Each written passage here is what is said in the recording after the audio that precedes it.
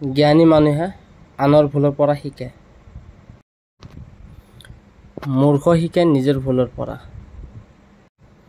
উক্ত কথাষাৰ H.G. ৰনে কৈছিল। নাম্বাৰ 2, আন মানুহৰ বিষয়ে সঁচা কথা ক'বলৈ আটাইতকৈ ভাল মাধ্যম হ'ল আত্মজীৱনী। উক্ত কথাষাৰ কৈছিল ফিলিপ গুয়েডেলা। যি মানুহৰ ধৈৰ্য শক্তি আছে তেওঁৰ অসাধ্য একোৱে নাই।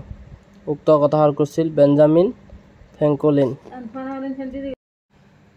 কোনোৱে তোমাক সহায় কৰিব নোৱাৰে, নিজে নিজৰ সহায় লোৱা।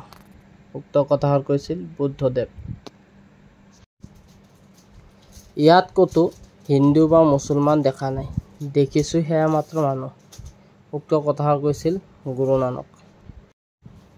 নজনাটো লাজৰ কথা নহয়, শিকিবলৈ যত্ন নকৰাটোহে লাজৰ কথা। উক্ত কথাষাৰ কৈছিল বেঞ্জামিন ফ্ৰেংকলিন। নীৰৱতা হ'ল জীৱনৰ এক অমূল্য বস্তু, যাৰ ভিতৰত বহু বাস্তৱে জন্ম লাভ কৰে।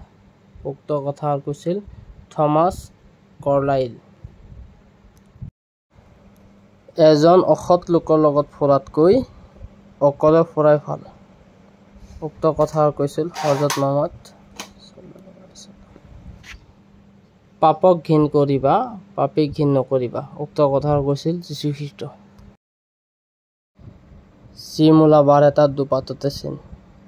উক্ত কথাষাৰ কৈছিল বাণীকান্ত কাকতি। ভিডিঅ'টো শেষলৈ চোৱাৰ বাবে ধন্যবাদ। Please subscribe and follow' my channel.